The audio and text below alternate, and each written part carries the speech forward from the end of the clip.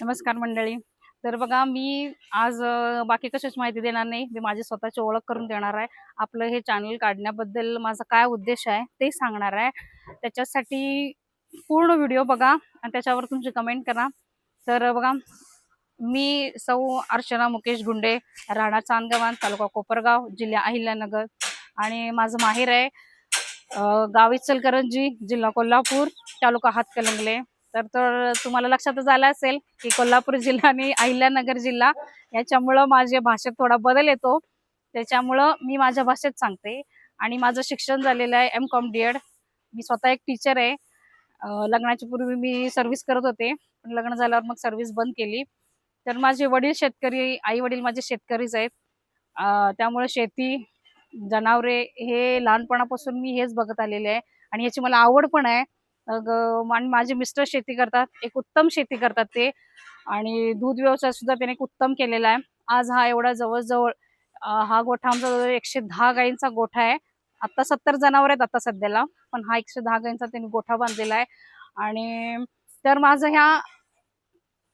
हे चॅनल काढण्याबद्दल तर माझा काय उद्देश होता, तर माझं हेच मोटिव्ह होतं की आपण लोकांना पण सांगू की एक दूध व्यवसाय हा एक फक्त नुसतं शेण भरणे, शेण काढणे, धारा काढणे हा एवढाच व्यवसाय नसून हा एक प्रतिष्ठित ब्रँडेड व्यवसाय आहे.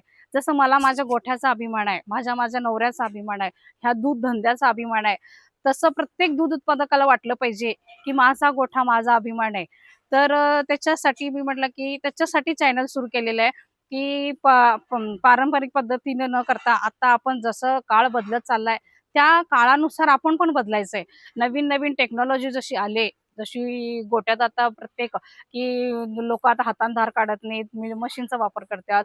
नवीन नवीन सोयी सुविधा कशी आलेत, मग ते आपण पण वापरून आपला सुद्धा एक व्यवसाय, जसं लोकांची कंपनी असते, एक असं शोरूम असतंय, तसं आपला पण गोठा आहे, कसा ब्रँड आहे. आता आमच्या जर तुम्ही गोठ्यात आला तर एकदम असं ब्रँडेड वाटतं की बाबा इथं सगळ्या सुविधा केलेल्या आहेत. फोगर बसवलेला आहे, आरो पाणी केलेलं आहे, एवढा मोठा गोठा आहे, असा मुक्त छान आहे, असं एकदम असं वाटतं की आपण घरी बसलं काय आणि गोठ्यात बसलं काय, असं एकदम सुंदर वाटते. तर तर मी म्हटलं की आपण पण अजून पण लोकांना जागृत करू, ज्या अजून पण छोटे छोटे खेडे आहेत ज्यांना किंवा ज्यांना अजून सुरू करायचंय, नवीन गोठा बांधायचा आहे, नवीन गोठा करायचा आहे.